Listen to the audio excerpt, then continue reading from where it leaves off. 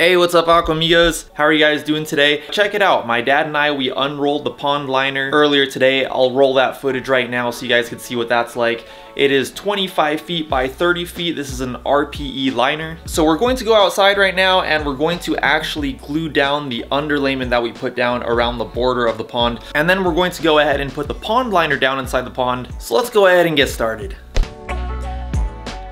To glue down the underlayment, we just cleaned off the surface of the top of the retaining wall and we used construction glue to glue down the underlayment. And then we just used various things to hold down the underlayment while the glue was still wet.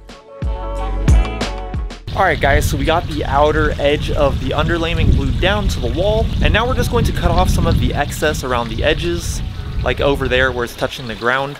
We're still going to let it hang over a bit, but I think it'll be easier to cut those away so that when we're trying to install the liner, we're not kind of tripping over like loose fabric on the ground and stuff.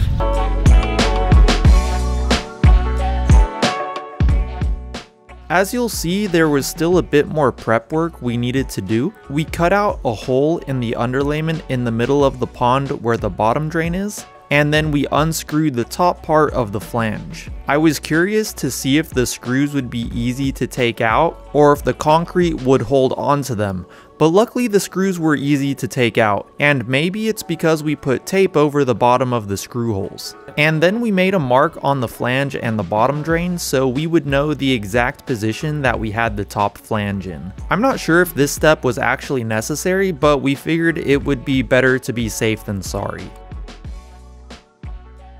When we took off the top flange, we noticed that a sharp edge was formed by the concrete, and since we didn't want to risk the liner getting cut by this edge, we filed it down with a screwdriver. We screwed the top flange back on, but then we realized that we needed to take it off again since it will be going on top of the pond liner. Alright guys, I'm down in the pond. It's too windy out there, so you guys might not be able to hear me. But we were going to bring the liner in right now, but the problem is that the glue that's holding down the underlayment, it's not quite dry yet, so if we have to pull the liner over it, it might pull the underlayment down inside the pond with it and create more of a hassle for us. So we're going to wait until tomorrow and let that glue completely dry, and then tomorrow we'll bring the liner down into the pond, we'll get it situated correctly, and then we will make the seal with the bottom drain, cut the liner, all that good stuff. So I'll see you guys tomorrow. Hey, what's up, Aquamigos? So it's the next day now, and we're ready to finish this up.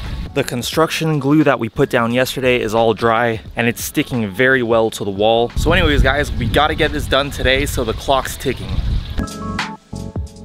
We taped a few extra pieces of underlayment onto the original underlayment before bringing in the pond liner. And as you can see, the pond liner I ordered was huge, way bigger than what I needed. I estimated that I would need a pond liner that was 19 feet by 22 feet. However, the pond liner that I ordered came in pre-cut sizes, and I was pretty liberal when ordering the size that I needed, just to be sure that I had enough, and I ordered a 25 feet by 30 feet pond liner.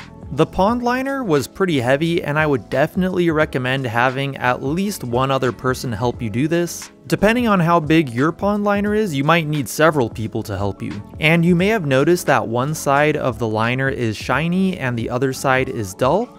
Apparently the shiny side is the side with the UV protective coating, so you want that side to be up. When it comes to the RPE liner, it is extremely difficult to get to conform to the shape of your pond, which is something that people did warn me about before I bought it. We had to make a lot of folds and bends in the liner, and it just isn't very pliable. When it comes to my decision of picking a RPE liner over an EPDM liner, I'm honestly not 100% sure I made the right decision. The RPE liner will definitely do the job, and I saved a couple $100 going with a RPE liner, but the installation was just pretty difficult, and I'm still left with one pretty big fold that I'm going to have to work out at some point. This RPE liner is no joke, guys, but my dad's down in there, he's giving it his magic touch, and once we get all these folds sorted out, we should be able to go ahead and cut the middle where the bottom drain is. The next part of the installation is going to involve cutting the liner and sealing it with the bottom drain, but it looks like that step is going to need to be its own video, so be sure to stay tuned for my next video where I do that. When the video is ready, I'll link it in the description below. Also, check out my pond build playlist if you want to see how I got to this point in the build. I'll put the link to that in the description below as well. As for today's Aquamigo spotlight, I want to shout out Twisted Koi.